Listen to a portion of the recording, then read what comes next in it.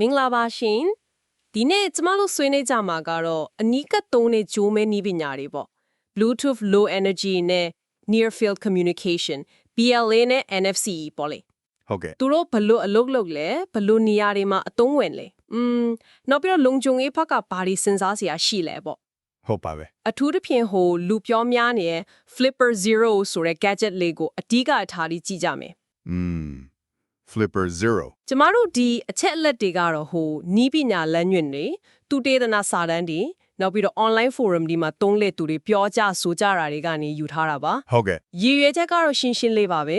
ဒီ BLE တို့ NFC တို့ဘယ်လိုအလုပ်လုပ်လဲကောင်းတာရောဆိုးတာရောပေါ့လုံခြုံရေးရှုထောင့်တွေကိုပါပို့ပြီးနားလည်သွားစီဖို့ပါပဲဟုတ်ပါပဲ Bluetooth Low Energy BLE ပေါ့သူကစွမ်းလင်းသုံးတာရန်နေတော့ကျွန်တော်တို့နေတိုင်းသုံးနေတဲ့ပစ္စည်းတွေဥပမာနားချက်တို့စမနာရီတို့မှာတော်တော်များများထုံးလာကြတယ်ဟုတ်ကဲ့ဒါပေမဲ့သူ့မှာအနေချက်လေးရှိနေတယ်ပေါ့နော် Flipper Zero လို့ပစ္စည်းမျိုးတွေကအဲ့ဒီအနေချက်ကိုအသုံးပြုပြီးတိုက်ခိုက်မှုတွေလုပ်ပြနိုင်တယ်ဟုတ်ဘယ်လိုမျိုးလဲဥပမာBLE နဲ့ဖုန်းကိုချိတ်လိုက်တယ်ပြီးတော့အဲ့ဒီ Flipper Zero ကကို keyboard အတူဖြစ်ဟန်ဆောင်ပြီးဖုန်းထဲကိုစာတွေ command တွေရိုက်သွင်းတာမျိုးkeyboard အတူဟုတ်တယ် bad keyboard တိုက်ခိုက်မှုလို့ခေါ်ကြတယ်စိတ်ဝင်စားစရာကလည်းနောက်ဆုံးပေါ် iPhone နဲ့မှာတော့ဒီလို spam message တွေပို့တဲ့တိုက်ခိုက်မှုမျိုးလုပ်လို့ရနေတော့မယ်တကယ်လားဟုတ်တယ် Midwest for Fest မှာဖြစ်သွားတဲ့ BLE spam တိုက်ခိုက်မှုကအကြီးအကျယ်တင်ဖြစ်သွားသေးတယ်လေအဲ့ဒါဆို BLE ကနေ keyboard အတူလုပ်ပြီး spam တွေပို့တယ် comment တွေရိုက်တယ်ဆိုတော့ကြားရတာနည်းနည်းတော့ကြောက်စရာပဲနော် Flipper Zero နဲ့ဒါလွယ်လုပ်လို့ရတာပေါ့တူရှိရင်တော့လုပ်လို့ရနိုင်တဲ့သဘောမှရှိပါတယ်ဒါဆိုရင် NFC ကတော့ဘယ်လိုလဲသူကပိုနီးမှရတာလေ4 cm ဆိုတော့ပိုလုံချုံမဲထင်တာပေါ့အဲ့လိုတော့တိုင်းပြောလို့မရဘူးခင်ဗျ NFC ကအကွာဝေးတူတာမှန်လေဒါပေမဲ့သူ့မှာလည်းတတိထားရမယ့်အချက်တွေရှိနေတော့မယ်ဟုတ်ကဲ့အထူးသဖြင့် Android phone အဟောင်းတွေမှာပို့ပြီးတော့အားနည်းချက်တွေတွေ့ရတယ်သူတည်တနာတဲ့အရာဆိုရင်လေ NFC မှာအဓိကစိုးရင်ရတာကဖုန်းကို NFC tag နာကတ်လိုက်ကြတယ်အလိုလျောက်တစ်ခုခုလွတ်ခိုင်းလို့ရတာပဲauto လောက်တာမျိုးဟုတ်တယ်ဥမာဘယ်လိုပြောမလဲအန်ဒီရှိတဲ့ website တစ်ခုကို browser မှာတန်းဖွင့်ခိုင်းလိုက်တာမျိုးပေါ့ဒါပြင်3မိနစ်ထူမတီးပဲနဲ့တီနီယာကိုချီယာခန္ဓာမျိုးဖုန်းရဲ့အချက်လက်တွေ fingerprinting လို့ခေါ်တာပေါ့ဖုန်းရဲ့ settings တို့ app version တို့ကိုခွင့်ပြုချက်မတောင်းမဲ့ဆိုတာမျိုးတွေလုပ်နိုင်တယ်ဟုတ်ကဲ့ social media account အချက်လက်ခိုးဖို့စ조사တာမျိုးအထိတောင်ဖြစ်နိုင်ကြီးရှိတယ်လို့ဆိုလေနောက်တစ်ခုကပိုဆိုးတာကလူသုံးများတဲ့နေရာကNFC tag အစစ်ကိုခွာပြီး NDA ရှိတဲ့ tag အတူနဲ့လဲထားခဲ့တာမျိုးပေါ့။အိုးဒါမျိုးကြတတိထားမိဖို့ခတ်မှာပဲ။ဟုတ်ပါတယ်။ဆိုတော့ဒီ BOE နဲ့ NFC အားနည်းချက်တွေကိုလက်တွေ့ပြသလို့ဖြစ်နေတာက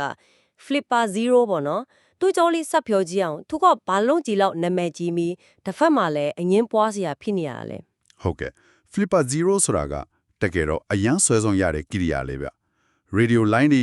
RFID NFC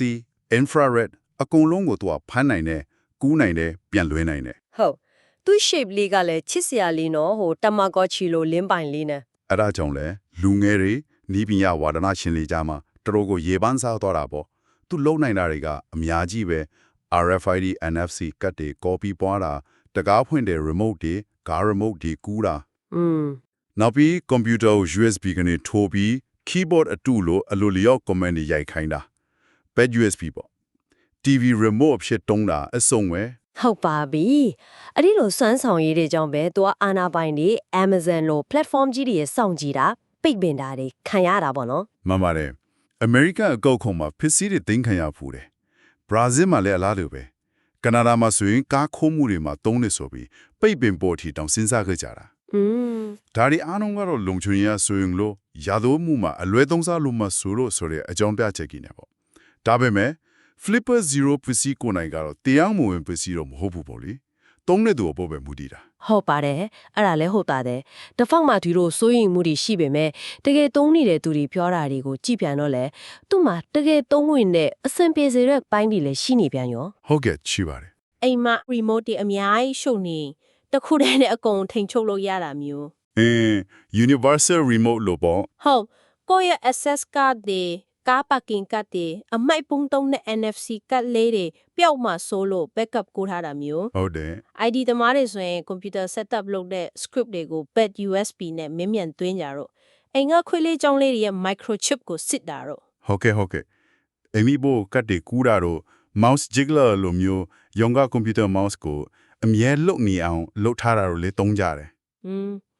အသုံးဝင်ပုံတွေလည်းတကယ်ရှိတာပဲ တကယ်တော့လေ Flipper Zero ရဲ့အဓိကစိတ်ဝင်စားစရာအချက်ကပါလဲဆိုတော့အရင်က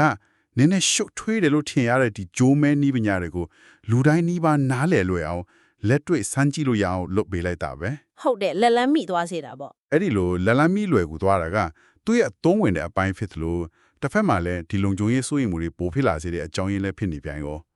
သူက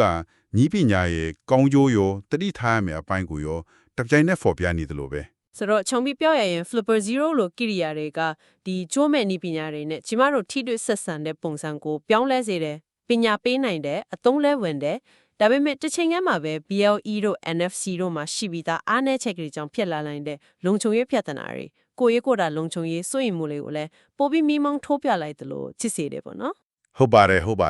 ဒီတော့ကျွန်တော်တို့ဒီနေ့ဆွေးနွေးခဲ့တာတွေကိုညီကုန်းချုပ်ရရင်စဉ်းစားစရာလေးတစ်ခုထားခဲ့ခြင်းပါတယ်ကျွန်တော်တို့ပို့ဝင်ခြင်းမှာ